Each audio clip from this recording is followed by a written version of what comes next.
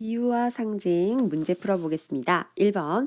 이 시에 말하는 이와 주변 상황에 대한 설명으로 알맞지 않은 것을 고르래요. 말하는 이가 무엇을 보거나 듣고 경험했는지 시에 나와 있는 내용이 아닌 것을 찾으면 됩니다. 1번. 말하는 이는 내적 갈등, 고민하고 있다. 이연에서 동전 하나 놓아줄까 망설이다 라는 말 있으니까 맞고요. 2번. 나뭇잎 사이로 빗방울이 떨어지고 있다. 이련에 나와 있는 얘긴데요. 아저씨의 손이 텅 비어 있어요. 근데 그 모습이 나뭇잎들의 손과 같다라고 비유하고 있기 때문에 나가 직접 겪은 일이 아니죠. 1번의 정답은 2번입니다. 3번. 말하는 이는 지하철 계단을 지나가고 있다. 지하철 계단에 거지 아저씨가 엎드려 있다. 이련에서 모두 확인할 수 있고요. 5번. 아무도 거지 아저씨를 도와주지 않고 있다. 이련에서 아저씨의 손이 텅 비어 있었다 라는 데서 확인할 수 있습니다. 2번. 기억과 같은 비유법을 사용한 문장을 2개 고르래요. 일단 비유는요.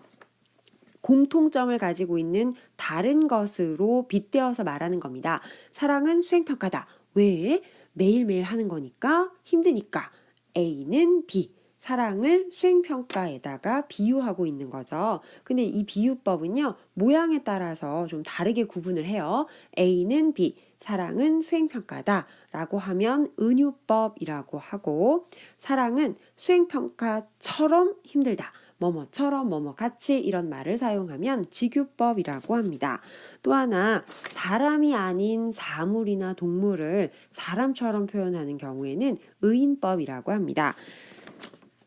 박두수대의 처음 안일 이 시에서는요. 직유법과 의인법 두 가지가 쓰였어요. 1번 볼게요. 나는 나룻배, 당신은 행인. A는 B, 은유법이고요. 2번 해님을 보고 방긋 웃는 꽃. 꽃이 사람처럼 웃는데요. 의인법이죠. 3번 누나의 얼굴은 해바라기 얼굴. A는 B, 은유법이고요. 4번 청살리 벽계수야 수의감을 자랑 마라. 수의 간다. 쉽게 간다고 자랑하지 마라. 뭐 이런 뜻이고요. 벽계수는 한자 말인데요. 사람 이름이기도 하고 풀은 지냇물이다 라는 뜻도 있어요. 한 단어가 두 개의 뜻을 모두 가지고 있을 때 중의법이라고 합니다. 참고로 알아두고 5번 솜사탕처럼 부풀어 오른 구름 한 자락. 구름이 뭉게뭉게 부풀었는데 그 모양이 솜사탕 같다. 뭐뭐처럼 직유법이지요. 2번의 정답은 2번, 5번 두 개입니다. 3번 이련에서 말하는 이가 거지 아저씨를 보고 느낀 감정을 맞추는 문제입니다. 이련에서 말하는 이는 거지 아저씨가 맨바닥에 엎드려 있고요. 손을 내밀고 있지만 텅 비어있는 빈손을 보게 됩니다. 이연에 보면 동전 하나 놓아줄까 망설이다 그냥 지나갔다고 되어 있죠. 3번의 정답은 3번 아저씨의 처지를 안타깝게 생각합니다. 4번 이 시에 말하는 이가 마음속으로 갈등, 고민하고 있는 것을 강조하는 표현을 찾아 쓰래요. 정답은 망설이다, 망설이다입니다. 2번 반복하고 있으니까 중요하다, 강조하고 있음을 알 수 있죠. 5번 말하는 이의 심리를 알맞게 짝지은 것을 고르래요. 일단 정답은 4번입니다. 이연에서 망설이다, 망설이다. 그 다음 사면에 가면 집에 와서야 가슴이 비어 있음을 알았다. 아, 내가 망설이지 말고 아저씨한테 동전 하나 놓아 드릴 걸 후회하는 거죠. 그리고 마지막 연에서 마음을 잘라준다는 것은 마음을 나눈다. 즉 아저씨를 돕는 일을 얘기하는 건데 그게 참 어렵구나를 깨달은 거죠. 5번의 정답은 4번입니다.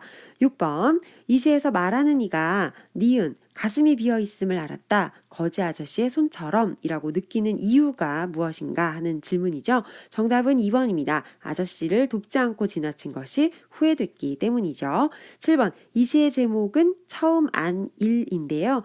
처음 안 것이 무엇인지 찾아 써봐라 뭐 이런 겁니다. 마지막 연에서 찾을 수 있었죠. 어려운 사람을 돕는 것은 쉽지 않다는 것을 처음 알았다. 이렇게 쓰면 되겠습니다.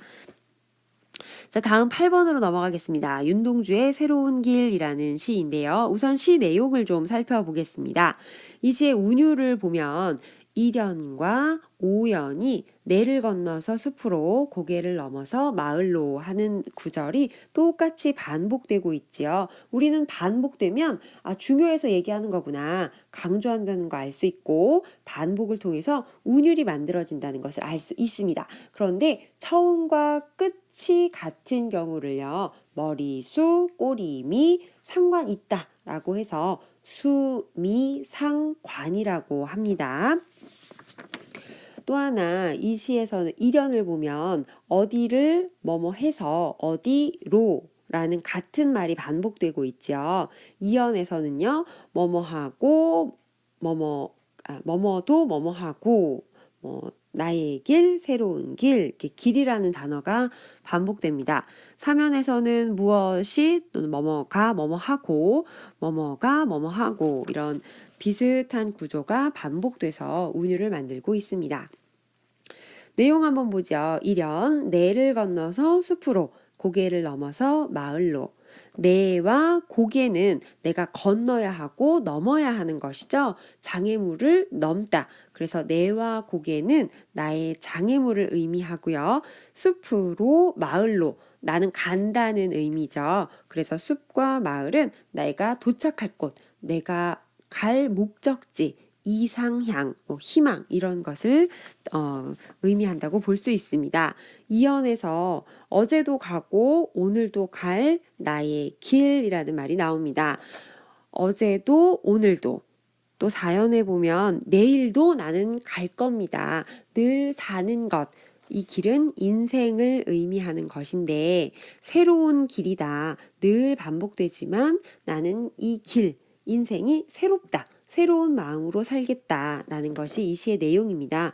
사면에 보면 내가 가는 길에는 민들레가 피고 까치가 날고 아가씨가 지나고 바람이 인다. 즉 내 삶에는 이렇게 다양한 존재들이 있고 내가 인생을 살면서 그런 존재들을 만난다라는 의미가 있는 시입니다. 8번 볼게요.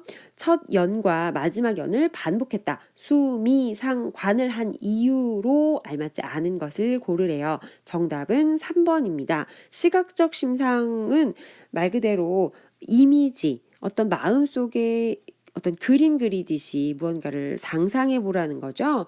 다만 눈으로 볼 수 있게끔 표현하는 것이 시각적 심상인데 수미상관이라는 것은 같은 말이 반복된다는 의미, 첫 연과 마지막 연에서 반복된다는 뜻이기 때문에 심상과는 상관이 없습니다. 8번의 정답은 3번이고요. 반복했기 때문에 보기 1번 운율이 만들어지고 또 같은 말이 반복되지요. 아직 뭔가 이렇게 가시지 않고 남아있는 어떤 느낌, 여운을 만들기도 합니다. 또 4번에서 삶이 계속됨을 강조하고 있고 시의 구조가 안정적이다. 처음과 끝이 같기 때문입니다. 자, 9번입니다. 이 시의 말하는 이에 대한 설명으로 알맞지 않은 것을 고르래요. 1번, 말하는 이는 항상 새로운 길을 걷고 있지요. 사연에서 확인할 수 있습니다. 어제도 오늘도 가고 내일도 갈 거니까요. 2번, 인생에서 반갑고 즐거운 일을 만나곤 한다. 길에서 내가 만나는 것, 사면에서 확인할 수 있고요. 3번, 말하는 이는 길에서 장애물을 만나기도 합니다. 일연과 오연에서 내를 건너고 고개를 넘는다 라는 표현에서 알 수 있습니다. 4번, 꿋꿋하게 새로운 길을 걷겠다. 새로운 길라는 표현에서 사연에서 확인할 수 있고 5번, 매일 새로운 길을 가야 하는 상황은 나와 있지만 힘들어 버거워하지는 않지요. 나는 늘 새로운 길을 간다라고 했으니까요. 9번의 정답은 5번입니다. 10번, 이 시에서 인생을 살다가 만나는 고난, 힘듦을 상징하는 시어를 모두 찾아 쓰라고 했습니다. 정답은 내와 고개 두 단어입니다. 11번, 일연의 내용이 상징하는 바를 서술하시오. 답은 대략 이렇습니다. 인생을 살면서 겪는 어려움을 이겨내고 평화로운 곳을 향해 나간다는 뜻이다. 이 시에서는 길은 인생을 의미하고 내와 고개는 나의 장애물, 힘듦을 상징하고 숲과 마을은 내가 갈 곳, 어떤 평화로운 곳, 이상향을 의미하는구나. 왜 그럴까? 공통점을 좀 찾아보는 것이 중요하겠습니다. 12번, 상징법이 사용된 문장을 고르래요. 상징.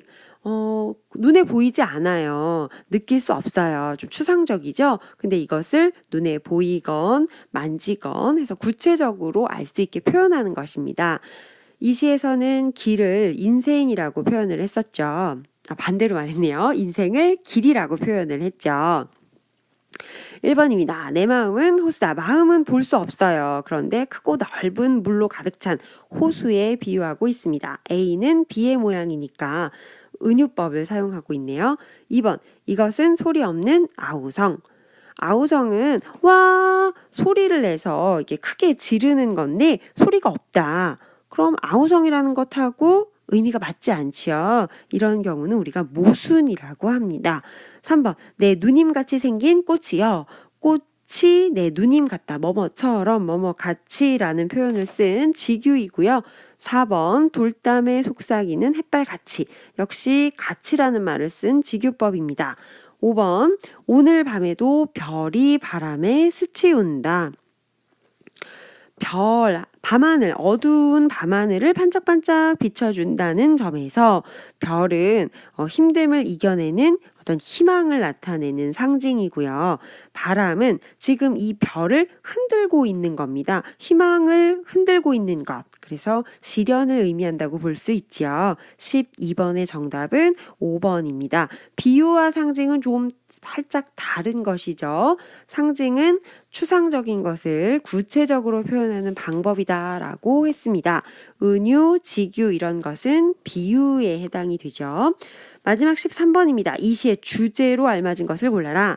주제를 고르라고 하면 보기에 있는 것 중에 시 전체의 내용을 포함하고 있는 것을 고르면 됩니다. 정답은 5번이지요. 2연과 4연을 보면 어제도 가고 오늘도 갈, 또 내일도 갈 해서 내 삶이 반복되고 있다는 것을 이야기하고 있습니다. 그러나 나의 길은 늘 새로운 길이죠. 새로운 마음으로 살고자 하는 의지를 말하고자 하는 시다. 13번의 정답은 5번입니다. 이상입니다.